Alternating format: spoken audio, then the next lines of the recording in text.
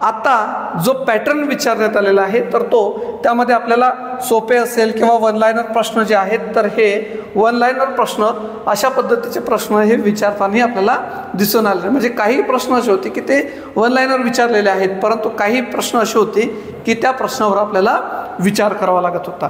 तर ही या प्रकारचे जे आहे तर हे आपल्याला सोपे आणि वन लाइनर प्रश्न ही जे आहे तर विचारण्याचा जो ट्रेंड होता तर तो ट्रेंड कुठंतरी आपल्याला कालबाह्य होताना दिसून येतो.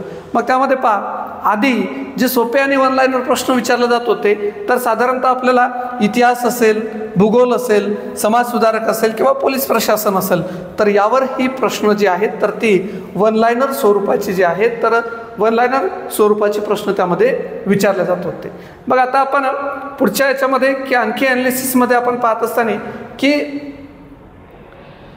2024 मध्ये या प्रश्नांचं स्वरूप कसं होतं तर बहुपर्यायी, गुंतागुंतीचे आणि वैचारिक प्रश्न यामध्ये विचारण्यात आलेले होते.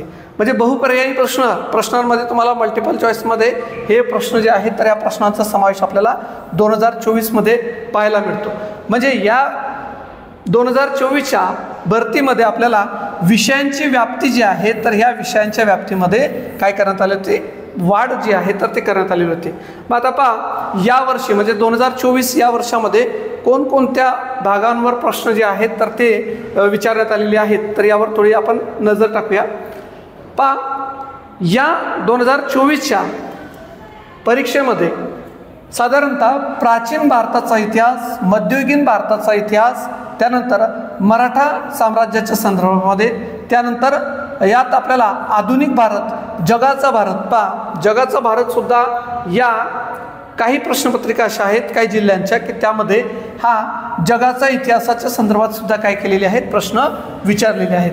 तसं बुलढाणा जिल्हा भरतीमध्ये जर का आपण पाहिलं तर एक प्रश्न जो आहे तर तो प्रश्न एक विचारण्यात आला होता, तो म्हणजेच मोहनजोदडो हे शहर जे आहे तर सध्याच्या कोणत्या देशामध्ये आहे, कोणत्या देशामध्ये आहे, याचं ठिकाण, लोकेशन जे आहे कोणत्या देशामध्ये आहे, हा प्रश्न जो आहे तर तो प्रश्न आपल्याला विचारण्यात आला होता. म्हणजे साधारणतः एकंदरीत जर का पाहिलं तर भारताच्या बाहेरचे सुद्धा यामध्ये प्रश्न जे आहेत जे की आपण त्याला म्हणतो जगाचा इतिहास, यावर सुद्धा प्रश्न विचारले होते.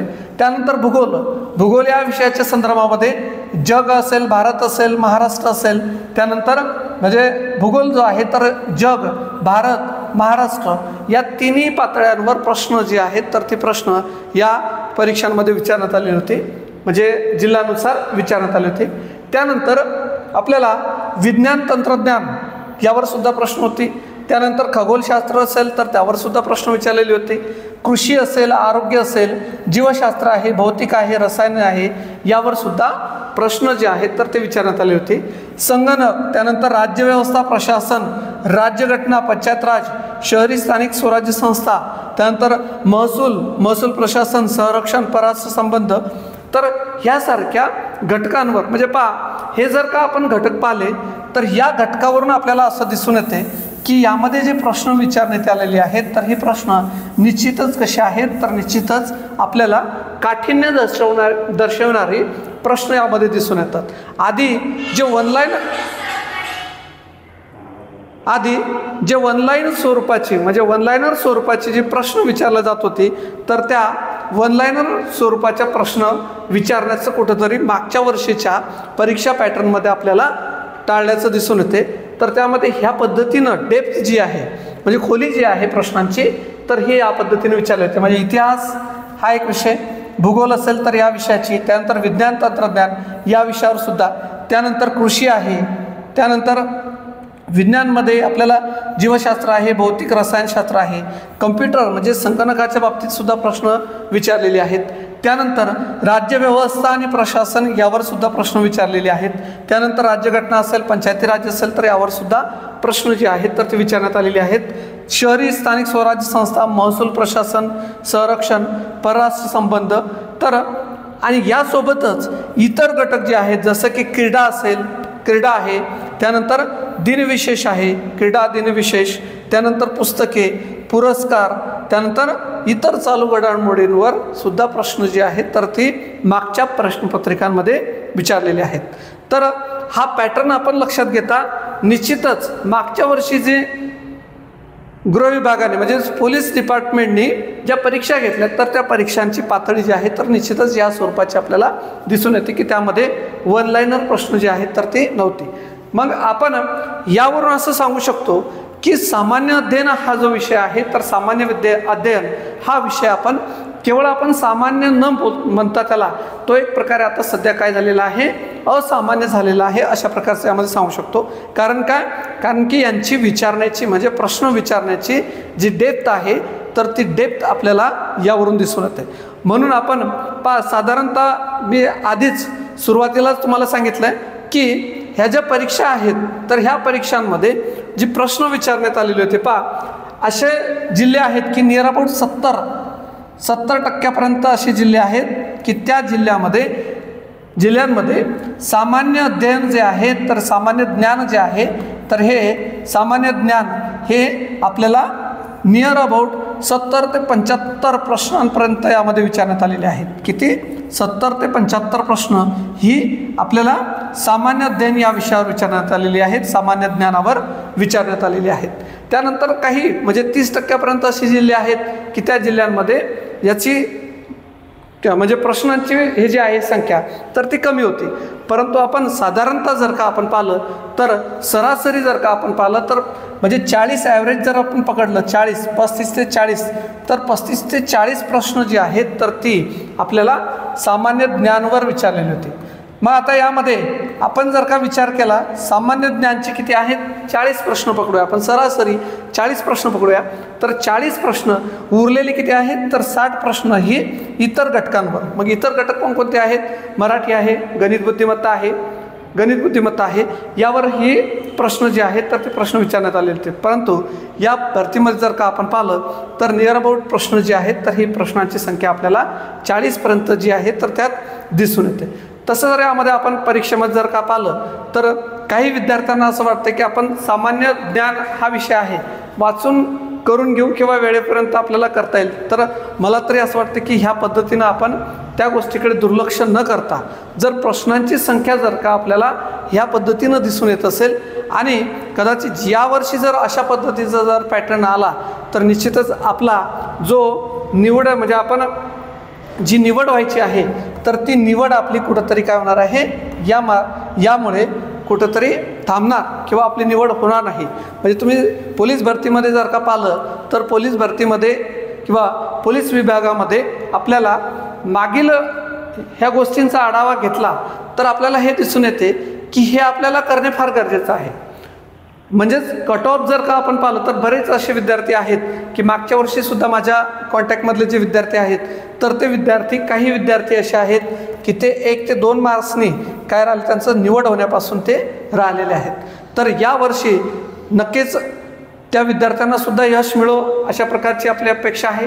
परंतु जे की नव्याने तयारी करतायत किंवा गेल्या 1 ते 2 वर्षापासून तयारी करतायत तर त्यांच्यासाठी एवढंच सांगणं असेल की मागील ज्या प्रश्नपत्रिका आहेत तर त्या प्रश्नपत्रिकांचं मी सखोल त्याचं जे अभ्यास केला आणि त्या अभ्यासातून मला हे दिसून आलं की म्हणजे मागच्या वर्षी जेव्हाही हा पेपर देऊन मुलं आले तर मुलं पेपर देऊन आल्यानंतर सांगायचे की GS टफ गेलं किंवा GS जे आहे सामान्य अध्ययन जे आहे तर हे सामान्य ज्ञान जे आहे तर यावर प्रश्न जास्त विचारलेले होते. म्हणजे इतर घटकांपेक्षा सामान्य ज्ञानावर प्रश्न जे आहेत तर ते प्रश्न जास्त विचारलेले होते. मग कुठंतरी त्यांचा आपल्याला त्या सामान्य ज्ञानाचा कमकुवतपणा किंवा त्या ठिकाणी ते तयारीमध्ये कुठेतरी कमी पडल्याचं यामध्ये दिसून येतं. म्हणून यासाठी करायचं काय आहे तर मागील प्रश्नपत्रिकांचं विश्लेषण हा एक त्यामध्ये महत्त्वाचा आपण दुवा समजू शकतो की मागील प्रश्नपत्रिका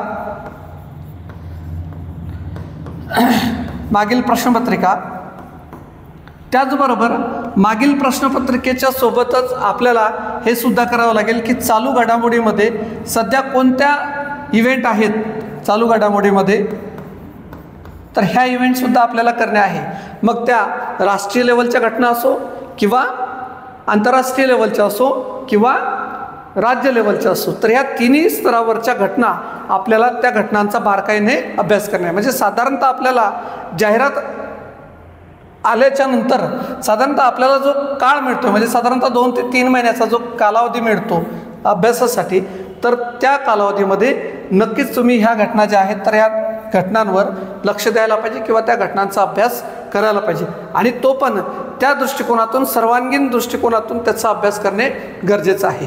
कारण की दिवसेंदिवस असं होतं आहे की दिवसेंदिवस स्पर्धा वाढत आहे. म्हणजे हे विचारण्यामागचं म्हणजे याचा अर्थ असा नाही आहे की तुमच्याकडून काहीतरी परीक्षकाला काहीतरी विचारून घ्यायचं आहे किंवा वेगळ्या प्रकारचे प्रश्न विचारायचे असा त्याचा उद्देश होत नाही किंवा त्याचा अर्थ असा होत नाही. परंतु जी स्पर्धा आहे त्या स्पर्धेच्या दृष्टिकोनातून तुम्हाला ह्या गोष्टी करणे फार गरजेचं आहे. आणि आज जर का आपण पाहिलं तर विद्यार्थी वर्ग जो आहे तर तो विद्यार्थी वर्ग सजग झालेला आहे. म्हणजे त्याच्याकडे असणाऱ्या जे साधनं आहेत, आधी असं व्हायचं की आधी एखादा ठोकळा असायचा, त्या ठोकळ्यातून अभ्यास केला म्हणजे वन लाईनर अभ्यास केला म्हणजे त्याचं पूर्ण GS जे आहे तर ते कवर होऊन जायचं, GK जे आहे तर ते कवर होऊन जायचं. परंतु आता मार्केटमध्ये वेगवेगळ्या प्रकाशनाची अशी तुम्हाला खूप सारी पुस्तकं दिसून येतील की त्या माध्यमातून तुम्ही हे GK जो आहे तर हा GK विषय त्या माध्यमातून करू शकता. आणि सांगायचे आहे की स्पर्धा जी आहे तर ती स्पर्धा वाढली आहे. आणि मागील भरतीचा आपण विचार करता यामध्ये जे फॉर्म भरणारे आहेत तर आपल्याला साधारणतः काही असे जिल्हे होते की त्या जिल्ह्यांमध्ये साधारणतः जी लोक PhD झालेली आहेत म्हणजे ग्रॅज्युएट आहेत, पोस्ट ग्रॅज्युएट आहेत, तर अशा लोकांनी सुद्धा या ठिकाणी आपल्याला फॉर्म भरल्याचं दिसून येतं. म्हणजेच याचा अर्थ हा आहे की स्पर्धा फार प्रचंड झालेली आहे. मग ते कोणत्याही भरती असेल तर त्या भरतीमध्ये आपल्याला स्पर्धा जी आहे तर ती स्पर्धा आपल्याला यात दिसून येते. मग आपण म्हणजे क्वालिफिकेशन पहा, क्वालिफिकेशन जर का आपण पाहिलं तर 12th पास आहे, 12वी पास हे काय आहे त्यासाठी क्वालिफिकेशन आहे, पात्रता आहे. परंतु त्यामध्ये फॉर्म भरणाऱ्यांची जे आहे तर हायर एज्युकेशन झालेले विद्यार्थी किंवा परीक्षार्थी त्यामध्ये फॉर्म भरत असताना दिसून येतं. म्हणून आपण या स्पर्धेमध्ये कमी पडायला नको तर यासाठी आपण सुद्धा सज्ज राहायला पाहिजे. चालू घडामोडी असतील किंवा मागील प्रश्नपत्रिका असतील, तुम्ही ज्या जिल्ह्यांचा फॉर्म भरत आहात तर त्या जिल्ह्यांच्या प्रश्नपत्रिका ज्या आहेत मागील वर्षांमध्ये झालेल्या प्रश्नपत्रिकांचं स्वतः ॲनालिसिस करा. किंवा आपण आता हे सगळं सांगतोय तर आपण काय करणार आहे, आपण प्रज्ञान अकॅडमीच्या माध्यमातून दररोज किमान एका जिल्ह्यातील प्रश्नपत्रिकांचं विश्लेषण, जे की फक्त काय असेल सामान्य ज्ञानवर असेल, सामान्य ज्ञान या घटकावरच आपण काय करणार आहे तर त्याचं सखोल त्यामध्ये एकही गोष्ट म्हणजे आता फॉर एक्झाम्पल तुम्हाला जर का पाहायचं म्हटलं तर यात आपल्याला समजा आता फॉर एक्झाम्पल बुलढाणा जिल्हा आहे, बुलढाणा जिल्ह्याचा तुम्ही फॉर्म भरत आहात. आता मागील प्रश्नपत्रिकेमध्ये जो प्रश्न विचारण्यात आलेला होता, जो की आता आपल्याला पहा यात एक प्रश्न विचारण्यात आलेला होता, अंबा बर्वा अभयारण्य हे कोणत्या पर्वत रांगेमध्ये आहे? कोणतं? अंबा बर्वा हे अभयारण्य कोणत्या पर्वत रांगेमध्ये आहे? आता हा प्रश्न जो आहे तर मूळतः बुलढाणा जिल्ह्याच्या म्हणजे बुलढाणा जिल्हा याशी रिलेटेड आहे. मग बुलढाणा जिल्ह्याशी रिलेटेड असल्यामुळे मग अंबा बर्वा हे जे अभयारण्य आहे तर हे जे अभयारण्य आहे तर इतरही अभयारण्य आहेत बुलढाणा जिल्ह्यामध्ये, इतरही अभयारण्य आहेत जसं की ज्ञानगंगा अभयारण्य आहे.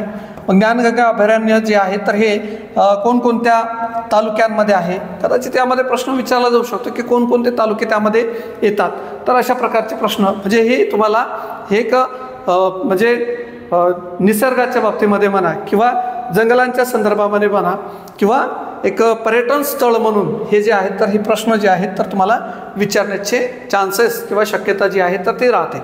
म्हणून आपण जिल्ह्यामध्ये असणारी त्या जिल्ह्यांमध्ये बुलढाणाच नाही तर इतर जिल्हे जे आहेत तर त्या जिल्ह्यांच्या संदर्भात जर का प्रश्न विचारलेला असेल, त्या पर्यटनाशी विचारलेला असेल किंवा धार्मिक स्थळांच्या बाबतीमध्ये विचारलेला असेल किंवा संतांच्या बाबतीमध्ये विचारलेलं असेल तर त्याची सर्व इत्थंभूत माहिती जी आहे तर आपण त्या प्रश्नाशी रिलेटेड असलेल्या इतर प्रश्न म्हणजे इतर बाबींचा सुद्धा आपण काय करणार आहे तर या यूट्यूब चॅनलच्या माध्यमातून आपण चर्चा करणार आहे. त्याचबरोबर चर्चा करत असताना आपण त्यात सखोल चर्चा तर करणारच आहे, परंतु ज्यावेळेस लाईव्ह सेशन राहील तर त्यावेळेस आपण विद्यार्थ्यांसोबत संवादसुद्धा त्या माध्यमातून साधणार आहे. तर ह्या सर्व मल्टिपल गोष्टी ज्या आहेत तर ह्या आपण घेणार आहे. तर या संदर्भातलं आपण शेड्यूल जे आहे की दररोज ही चर्चा किती वाजता ठेवायची आहे तर साधारणतः आपण जर का पाहायचं म्हटलं तर ही चर्चा दररोज जर घ्यायचं म्हटलं तर विद्यार्थ्यांचा जो वेळ आहे तर त्या वेळेमध्ये आपण साधारणतः संध्याकाळचा वेळ जो असतो किंवा सकाळचा आणि संध्याकाळचा या यूट्यूब लाईव्हच्या माध्यमातून केवळ बुलढाणा जिल्हाच नाही तर मागच्या वर्षी आपण जो उपक्रम जो राबवण्यात आला होता की संपूर्ण महाराष्ट्रामधून येणारे विद्यार्थी जे आहेत तर त्या विद्यार्थ्यांना आपण राहण्यासाठी मोफत व्यवस्था केलेली होती आणि ते विद्यार्थी जे आहेत तर आजही माझ्या कॉन्टॅक्टमध्ये आहेत किंवा आपल्या टेलिग्राम चॅनलशी जुडलेले आहेत. तर त्या सर्व विद्यार्थ्यांनी की ज्यांचे मागच्या वर्षी थोड्याफार प्रमाणामध्ये सिलेक्शन राहिलेले होते तर हे सर्व विद्यार्थी आपल्यासोबत राहणारच आहेत. त्याचबरोबर काही नवीन विद्यार्थी असतील तर त्या विद्यार्थ्यांना सुद्धा या गोष्टीची माहिती पुरवा जेणेकरून हे होईल की त्या विद्यार्थ्यांना सामान्य ज्ञान विषय जो आहे तर सामान्य ज्ञान विषय याची तयारी जी आहे तर कुठंतरी माझ्या अकॅडमीच्या माध्यमातून किंवा माझ्या माध्यमातून त्या विद्यार्थ्यांना सहाय्य होईल किंवा त्या विद्यार्थ्यांना मदत होईल की जेणेकरून त्यांचं सिलेक्शन जे आहे तर ते सिलेक्शनपासून ते दूर राहणार नाहीत आणि नक्कीच सिलेक्शन त्यांचं होईल अशा प्रकारचे आपण या माध्यमातून अपेक्षा व्यक्त करूया.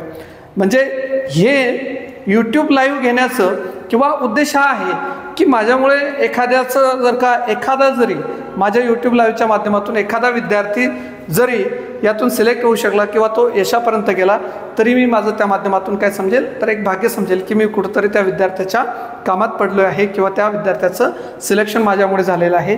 तर या सर्व गोष्टी ज्या आहेत तर आजच आपण या सर्व गोष्टींवर चर्चा न करता केवळ आज आपण हे करतोय की विद्यार्थ्यांपर्यंत जास्तीत जास्त विद्यार्थ्यांपर्यंत हा मेसेज पोहोचवा.